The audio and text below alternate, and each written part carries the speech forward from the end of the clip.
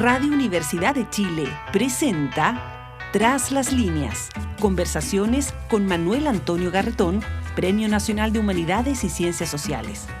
Programa que presenta el Departamento de Sociología de la Universidad de Chile con el auspicio del Centro de Estudios de Cohesión y Conflicto Social, COES, y que llega a usted gracias al financiamiento del Fondo de Fomento de Medios de Comunicación Social del Gobierno de Chile y del Consejo Regional.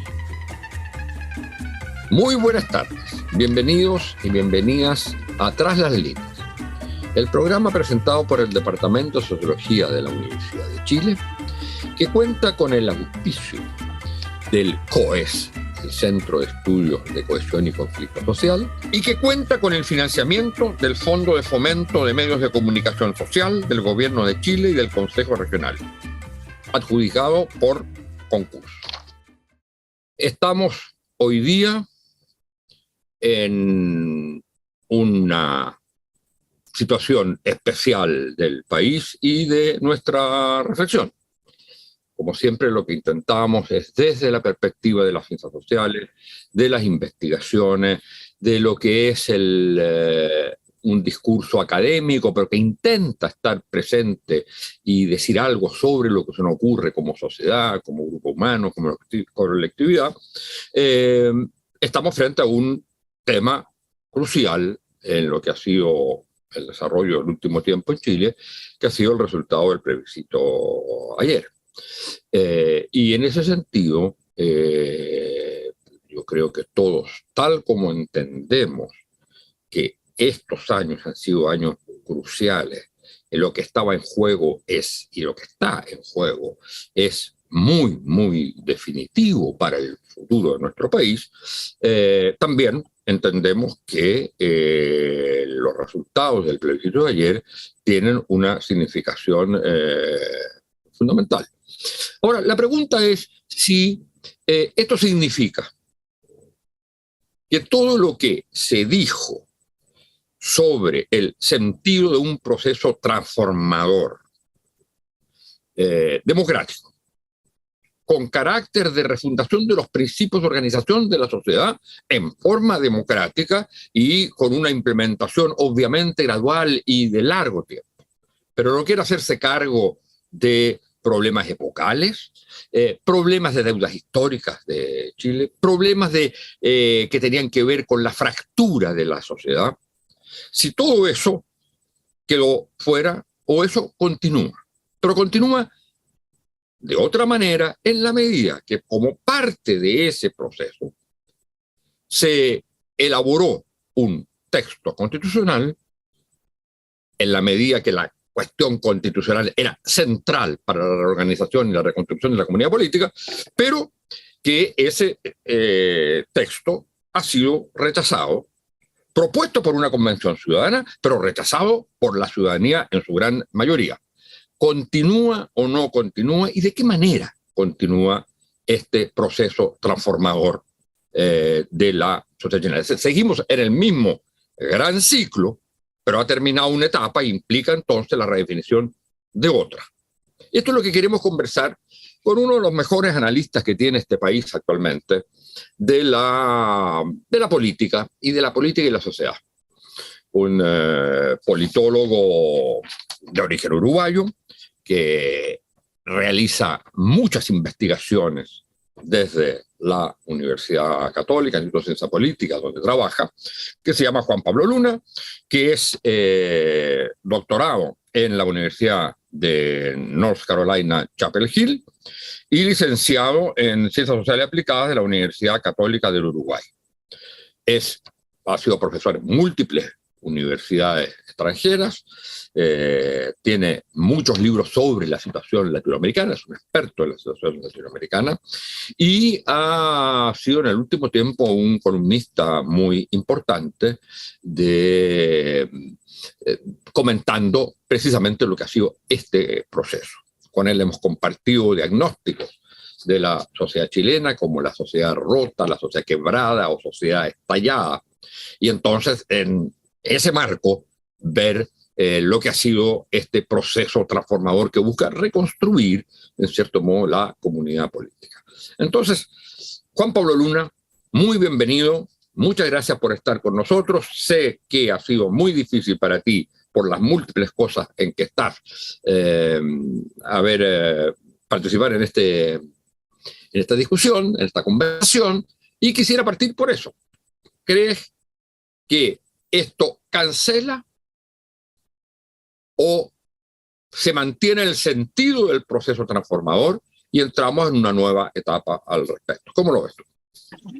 Bueno, muchas gracias, Manuel Antonio, por la invitación y la presentación. Es siempre un gusto, a pesar de la escasez de tiempo que a veces agobia un poquito.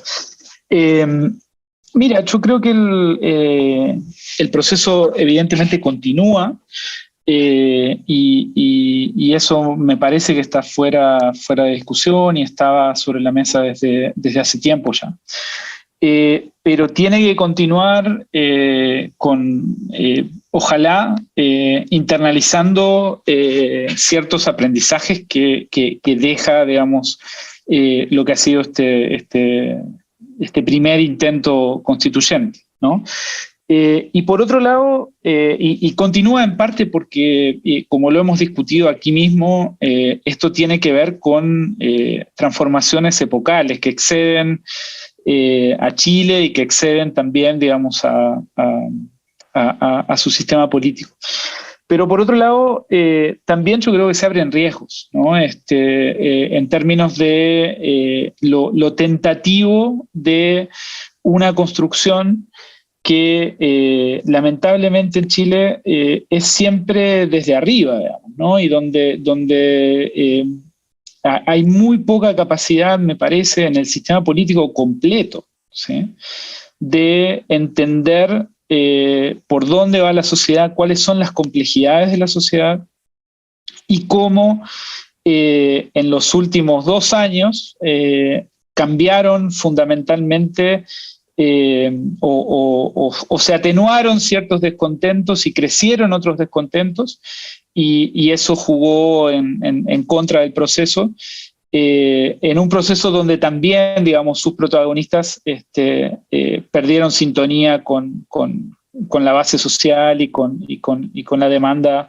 que estaba ahí, larvada, sin ser demasiado conocida ni relevante para el sistema político. Lo otro que yo creo que tiene que pasar de aquí en más es, y esto lo he argumentado, digamos, desde el inicio, es que entendiendo que las claves constitucionales son importantes y que Chile tiene una crisis constitucional, yo creo que este proceso no se sostiene sin un proceso paralelo de articulación política, social y de atención a temas estructurales que exceden y que no deben estar ni ser apropiados por la Constitución, por la discusión constitucional. Si no, estamos nuevamente o estaremos nuevamente cayendo en la misma trampa. ¿Pero qué significaría eso? Significaría que, digamos, yo estoy muy de acuerdo con lo que tú planteas, sobre todo, digamos, con la vigencia de un proceso, lo que pasó en octubre, lo que llevó al acuerdo nacional, lo que significó, con todo lo discutible que puede hacer, la elección de convencionales, pero al mismo tiempo lo paralelo de la institucionalidad, que significaba al mismo tiempo que se elegía una convención constitucional de cierto tipo, se elegía un Senado, por ejemplo, en el cual la mitad casi pasaba a ser de la derecha opuesta precisamente a ese proceso. O sea, está claro que ha habido una, la palabra volatilidad sería incorrecta, yo creo, pero hay unos movimientos polares del electorado mismo, o sea, ya no solo de lo que ocurre, digamos, en el acto de la elección, un día se está votando por una cosa y al día siguiente la gran mayoría está en otra. Entonces uno dice, aquí evidentemente lo que falta es la articulación o la lo que Chile siempre tuvo, que fue esta imbricación entre el mundo político e institucional, aunque tú dirás que esas cosas se hacían desde arriba, pero eso implicaba que lo que se hacía desde arriba de alguna manera estaba penetrado también por la sociedad, por los Por supuesto, y ahí tú hablabas en su momento de la columna vertebral, ¿no? Y Arturo Valenzuela hablaba de estas redes de intermediación que conectaban a la política grande con la política más pequeña, ¿no? Y eso de alguna forma encapsulaba y conducía el conflicto social hacia el sistema político y le daba al sistema político capacidad de gestión. Yo creo que estamos en este péndulo de polos desde Bachelet 1, ¿no? Y siempre es como que ante cada resultado electoral sobreinterpretamos los alcances del resultado, y lo único que hay como mínimo común denominador detrás es un castigo a quien tiene el poder, ¿no? Entonces, hoy ganar elecciones es competir, consolidarse como impotente, ¿no? O sea, se gana la elección y se pierde el poder, ¿no? Pero mira, interesante eso, porque eso significaría, si aplicamos ese esquema a algo en que no estaba en juego, digamos, estrictamente las relaciones de poder, es decir, gobierno, la aplicamos a esta elección. Aquí es el rechazo a quienes tenían el poder, y quienes tenían el poder era el poder constituyente, es decir, un rechazo, pero que ya no es a la élite. Eso es lo interesante, porque normalmente es un rechazo a la élite. El sentimiento antielitario enorme que ha venido desde el estallido y que se ha expresado múltiples veces, la crisis de legitimidad de las instituciones, de las élites, etcétera, de todas las élites.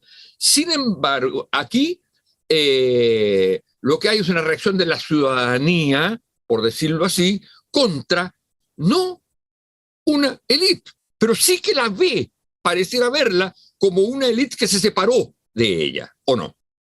Así es, o sea, lo que uno ve en el trabajo de campo también, digamos, siguiendo un poquito el proceso de la convención, es que al principio, sobre todo los sectores populares, los sectores medio-bajos, tenían una visión muy esperanzada de la convención y muy esperanzada por oposición al sistema político tradicional, ¿sí?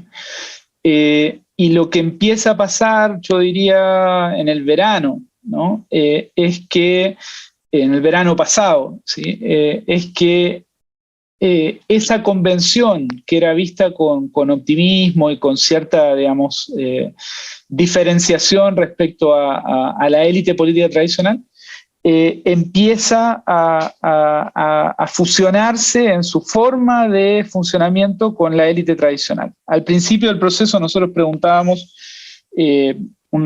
hicimos un ejercicio que era como, mándele un WhatsApp a su constituyente, ¿qué le diría? ¿No? Y la buena parte de los fraseos que recibíamos de quienes respondieron a esa pregunta era que no, que no, que no, que no. Y ese que no venía seguido de cuestiones que se le impugnaban y que se le imputaban, perdón, al sistema político tradicional, ¿no? Por ejemplo, que no se corrompa, que no nos olvide, que no se olvide de nuestros problemas, que no le interese la plata, ¿sí? Y al final del proceso, y esto es interesante porque el sistema político más tradicional ve en la constituyente, digamos, como un desafiante, ¿sí? En el imaginario colectivo, digamos, y en la forma en la cual empieza a verse la convención es muy fusionada en sus lógicas de funcionamiento, no necesariamente, obviamente, en su postura ideológica o política, pero sí en sus lógicas de relacionamiento con la sociedad, muy fusionada al sistema político tradicional, ¿no? O sea, se olvidaron de nosotros, no discutieron las cosas que nos interesaban, se radicalizaron, se polarizaron, ¿sí? Entonces, yo creo que lo que hay también acá, digamos, es un sistema político nuevo y viejo, ambos, ¿sí? Extremando contradicciones, extremando posturas, tratando de empatizar, ¿sí? Con una sociedad a la que en ese esfuerzo, digamos, y en ese movimiento, dejan de representar, ¿no? Y que siente y resiente que está siendo dejada de lado por quienes eligió, ¿no?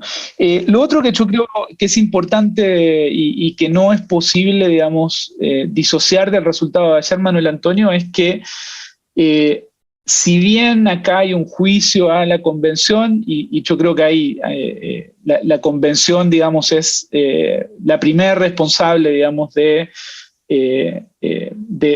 lo que sucede ayer en términos de haber generado mucho material para quienes estaban oponiéndose al proceso y para que esa oposición generara frutos electorales y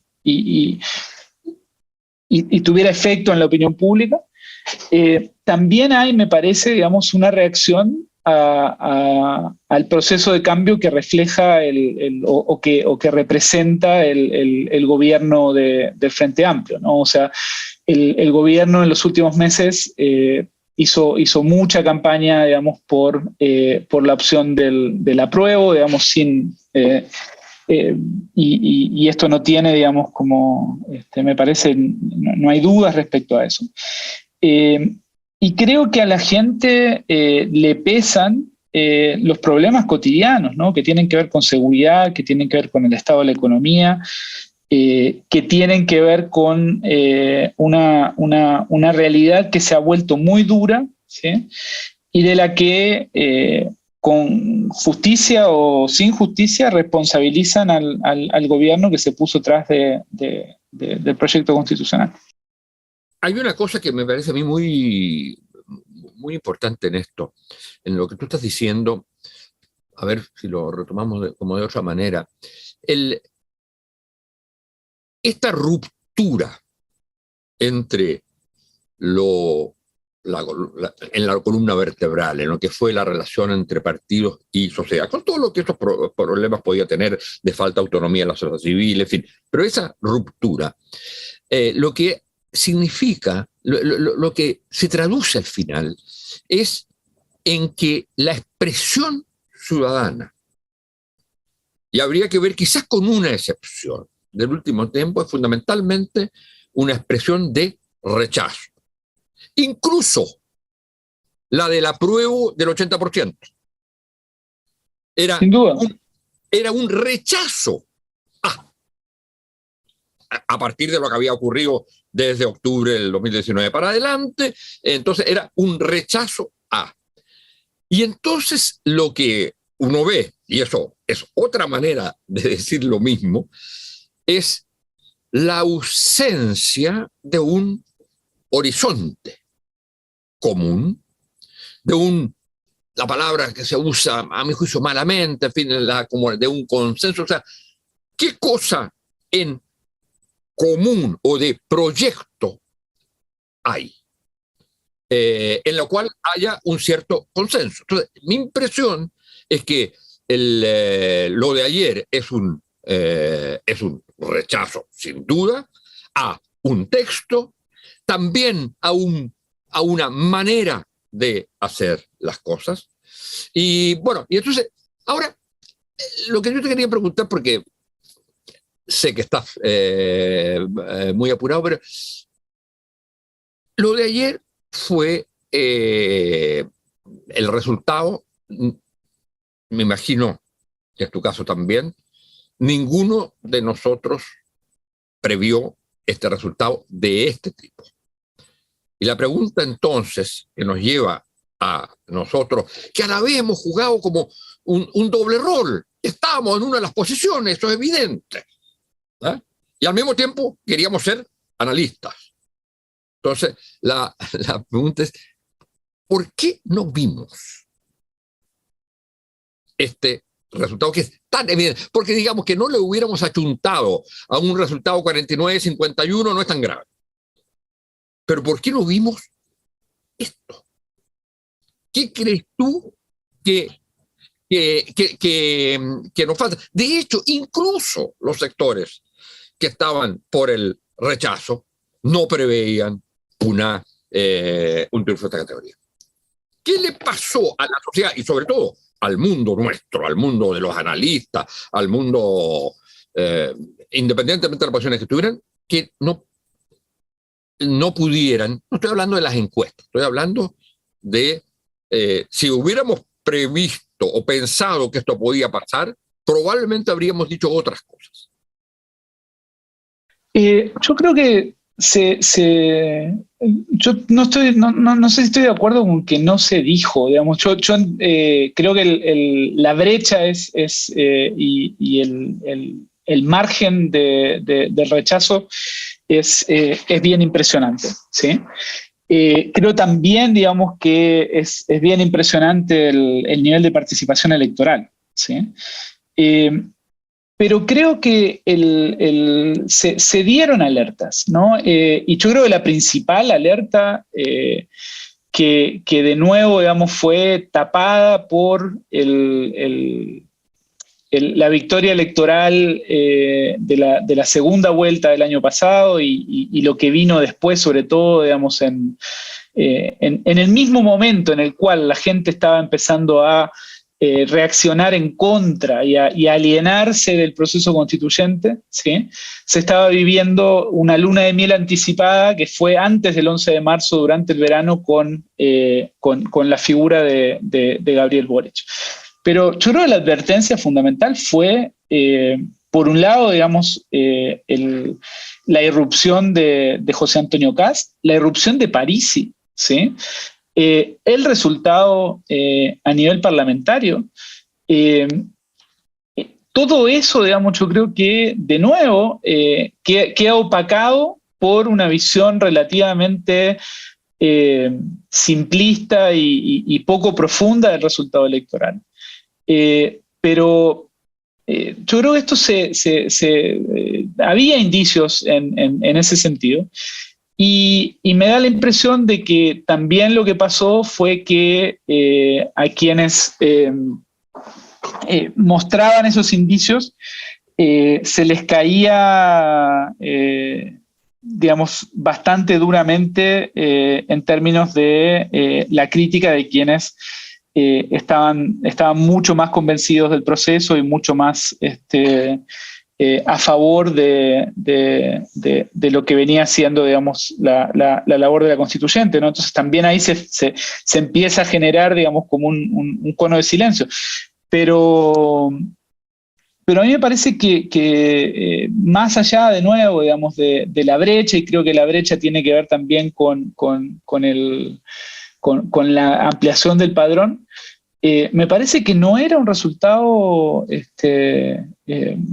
imprevisto, no es un resultado imprevisto, y creo que tiene mucho más continuidad de lo que vemos respecto a cómo funciona políticamente esta sociedad, ¿no? Y te doy dos ejemplos. O sea, nosotros tendemos a pensar a Chile, digamos, como digamos, de forma muy simplificada y muy desde arriba. Dos ejemplos, ¿no?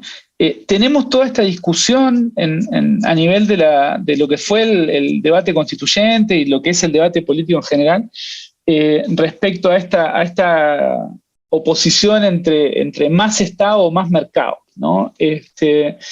Y cuando uno habla con la gente, siente que tanto el Estado como el mercado son parte, digamos, de los problemas de su vida cotidiana, ¿no? Y entonces tenemos, desde arriba pensamos que esto tiene que ver con ponerle más Estado y regular mejor al mercado, ¿sí? Cuando en realidad el Estado a nivel territorial, a nivel local, en la relación con los sectores más pobres, es parte de quienes son vistos o fueron, digamos, vistos en el contexto del estallido como quienes abusaban de la ciudadanía. Y por otro lado, yo creo que se pensó también y se pensaba, esta es otra simplificación que me parece que está ahí y que de nuevo no entiende, digamos, cómo funciona la sociedad y el sistema político. Se pensaba que, y la izquierda siempre pensó que la ampliación del padrón y una votación mayor, ¿sí?, favorecía a los sectores progresistas.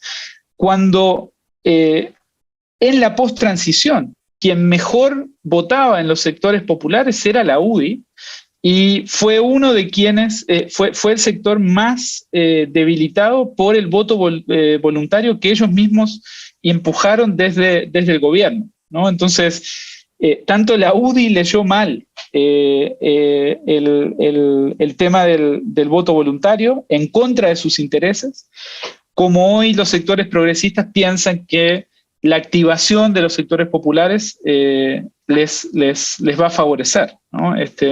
De nuevo, yo creo que nos hace falta profundizar bastante más los diagnósticos que tenemos sobre cómo funciona esta sociedad. Otro ejemplo, o sea, debate de pensiones, ¿no? Un debate central a las preocupaciones de la gente. Hay una contradicción fundamental de la cual hay que hacerse cargo respecto a la insatisfacción con las pensiones actuales, pero por otro lado, una fuerte propensión de los individuos que no tienen nada de plata en su cuenta individual a tener cuentas individuales en lugar de un sistema solidario. No, eso es cierto, pero mira, hay una cosa ahí en uno de los puntos, primer punto que señalaste, que vale la pena darle vuelta. Esta relación, porque tiene que ver estrictamente con uno de los motores de todo el cambio que se ha venido suscitando desde hace tiempo, pero sobre todo a partir del estallido, la idea de una sociedad básicamente, digamos, organizada en torno al modelo neoliberal que impuso la dictadura. Y frente a eso, la idea es que se termina con el Estado subsidiario, con el Estado social de derecho, el Estado democrático social de derecho. Ahora, lo importante, ¿qué es lo que dice eso? Lo que dice eso, básicamente, y eso es una de las cosas que se ha señalado, que queda de todas maneras, independientemente del resultado de ayer, eso queda como unos pilares. Pero ese pilar, ¿qué es lo que dice? Que el Estado va a tener más participación, más presencia, más dirección. Y lo que tú estás comentando es que frente a ese Estado que se dice que va a ser el que va a garantizar los derechos, hay desconfianza o hay rechazo. Quiero mis derechos, pero no quiero que me lo administre el Estado. Así es, así es. Eso hace muy difícil, eso hace muy difícil, digamos, construcción de un orden social en que el Estado empieza a jugar un rol como ocurre en los países socialdemócratas. Porque habría un absolutamente, porque en realidad esta es una sociedad sin bienes públicos, ¿no? Y cuando uno no tiene bienes públicos, ¿no? Cuando los bienes públicos están solo reservados para los que están más jodidos en la sociedad, ¿no? Y todo el resto privatiza su bienestar social y sus derechos sociales. Es muy difícil salir de ese tipo de ordenamiento, ¿no? y de estructura. Y en eso estamos, ¿no? Y obviamente es muy difícil, digamos, desde ahí articular un orden más socialdemócrata. Lo que digamos, diría la experiencia, digamos, histórica es que se trata de construir bienes públicos, ¿sí? De tal calidad en que los sectores medio y medio altos empiecen a utilizar y a apalancar esa provisión pública y empiecen a encontrarse con los sectores populares en cuanto beneficiarios de ese sistema de bienestar, ¿no? Y Bueno, estamos Pablo, muy lejos de eso, me parece. ¿Sí? Pablo, ¿cómo ves, y estamos terminando, cómo ves digamos, el futuro? Es decir, lo que viene ahora, en la medida que estaríamos de acuerdo, quizá con matices, pero que hay un proceso, hay un sentido de un proceso que se mantiene, con idas y vueltas, avances y retrocesos, pero que se mantiene el sentido general de un cierto proceso de transformación que va hacia la generación de una nueva, un nuevo modelo socioeconómico u orden social, económico, con un rol del Estado que garantiza derechos, y por otro lado, la necesidad de reconstrucción de una comunidad política, es decir, de nuevas relaciones entre lo político y lo social. Si eso se mantiene, con alguno de los pilares que pareciera ser que ya hay un cierto como consenso básico, aunque la manera como se estructuren sea diferente. ¿Cómo ves o qué crees tú que, no tanto qué va a pasar, sino qué crees tú que es lo que habría que hacer para reconstruir este proceso de modo de llegar en la cual, por un lado, el componente constituyente sea fundamental y se llegue a una nueva constitución, porque este es un país que no tiene hoy día un affecto societatis expresado en una constitución, y del punto de vista de eso, y eso que significa también para el gobierno hoy, ¿cómo ves lo que viene? A ver, yo lo veo... Incluso si tú fueras un asesor. En realidad yo creo que aquí, a ver, creo que aquí hay esto abre una oportunidad que es la siguiente, ¿sí? Por un lado, entender y asumir que el proceso constituyente es necesario, no es suficiente, y que ojalá hay que sacarle un poquito de foco y hay que distribuir los huevos en distintas canastas, digamos. O sea, una canasta es el proceso constituyente, pero hay que sacarle un poquito de presión y de foco a eso. Y ojalá estructurarlo de tal manera que avance, digamos, lo antes posible, pero sin comerse la agenda del gobierno. Y creo que hay que, y esto, digamos, lo planteamos con Fernando Rosenblatt al principio de este proceso, hay que montar al costado del proceso constituyente, intentar montar un proceso de pacto social, ¿sí? Que empiece a hacerse cargo de políticas de Estado que son necesarias para resolver temas estructurales que no tienen hoy o que no van a tener, digamos, relación directa en el corto plazo con el proceso constituyente. Ahí estoy pensando en temas de pensiones, salud, educación, seguridad. La reforma tributaria. Y reforma tributaria, ¿sí? O sea, hay una serie de reformas, pero tienen que ser planteadas, ojalá, más que en términos sectoriales, como, bueno, ¿cuál es el proyecto de desarrollo, cuál es el modelo de desarrollo al cual vamos a apostar, ¿sí? Distintos sectores de la sociedad chilena? Y ahí estoy pensando en empresarios, pero también tienen que estar, y nunca han estado en ese debate, trabajadores, comunidades, consumidores, ¿sí? Y hay que ver cómo eso se articula, ¿sí? Pero Juan Pablo, porque ahí hay una cosa que hay que tener en cuenta. En parte, eso se pensó que ese diálogo se hacía a través del proceso de constitución. Yo creo que eso fue un error tremendo del proceso. Está bien, pero es que ¿cuál es la otra fórmula? ¿Qué fórmulas institucionales tienes? Ese es el gran problema. ¿Qué fórmulas institucionales tienes para un gran acuerdo social?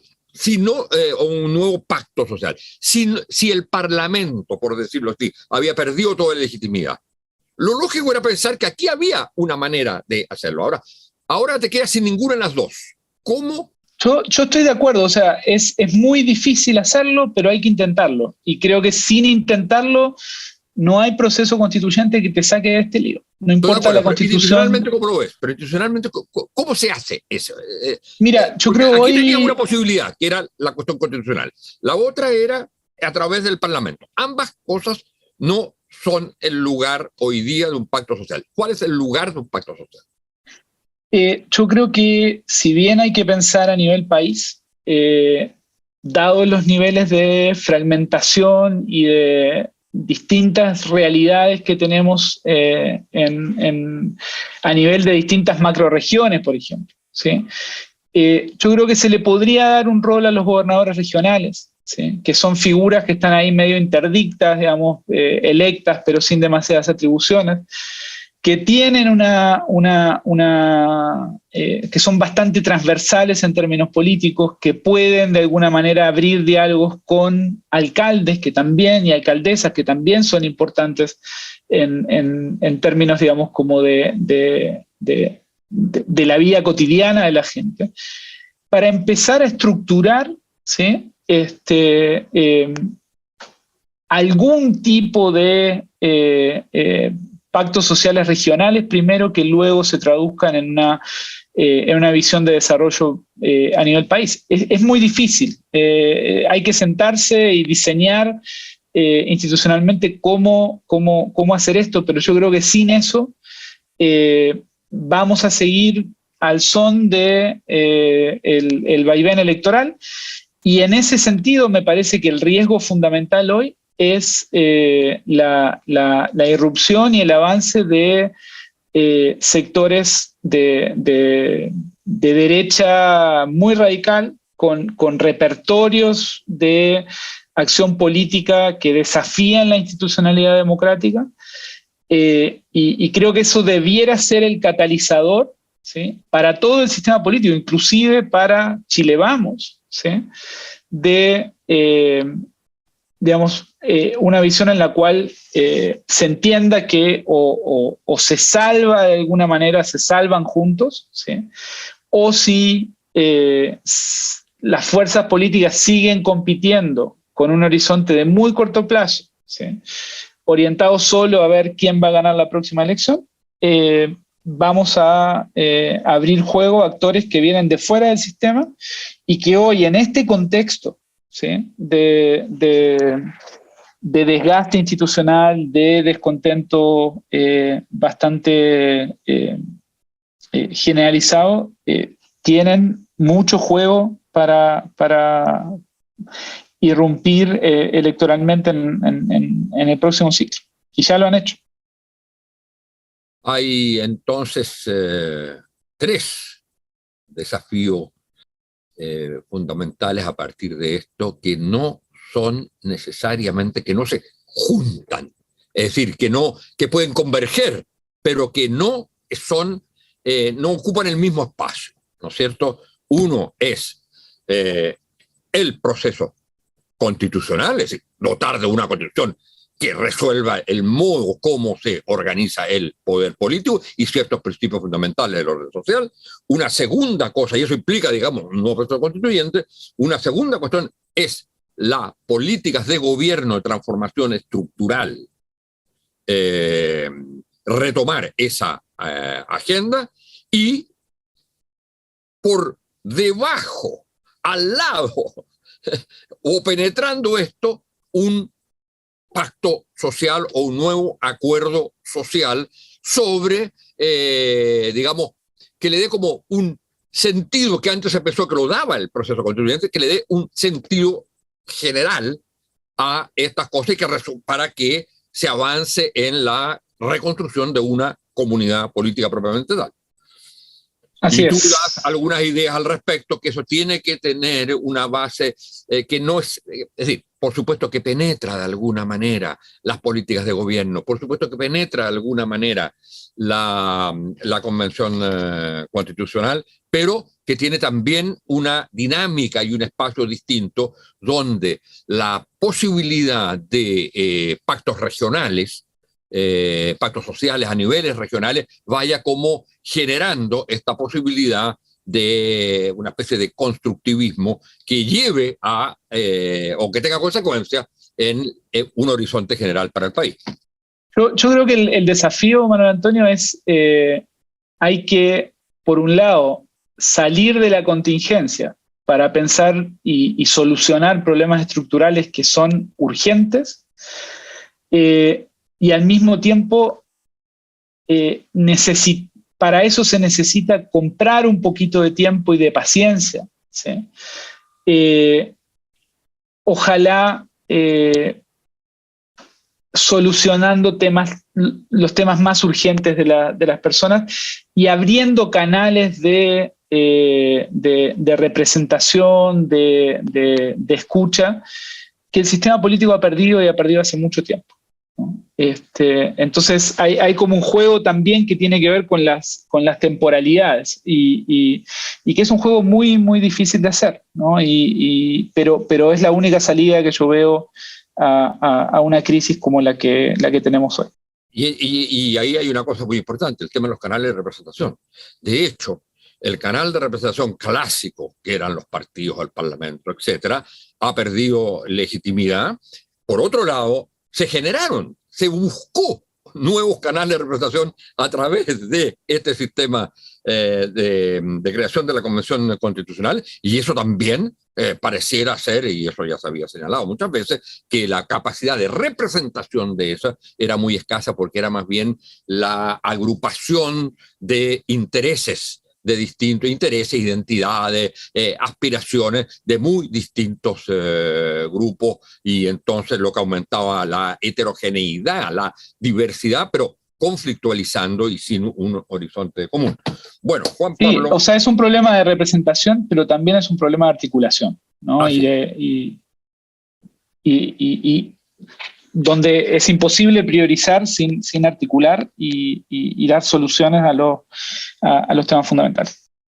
Bueno, muchas gracias, Juan Pablo, por esta conversación al día siguiente de este plebiscito histórico, donde hemos revisado, digamos, causas y resultados, pero también discutido y tratado de ver hacia dónde las cosas pueden encaminarse ahora. Y muchas gracias, Juan Pablo, y muchas gracias a ustedes, señoras y señores auditores y auditoras. Gracias, Manuel Antonio. Nos vemos. Radio Universidad de Chile presentó Tras las líneas, conversaciones con Manuel Antonio Garretón, Premio Nacional de Humanidades y Ciencias Sociales. Programa que presenta el Departamento de Sociología de la Universidad de Chile con el auspicio del Centro de Estudios de Cohesión y Conflicto Social, COES, y que llega a usted gracias al financiamiento del Fondo de Fomento de Medios de Comunicación Social del Gobierno de Chile y del Consejo Regional.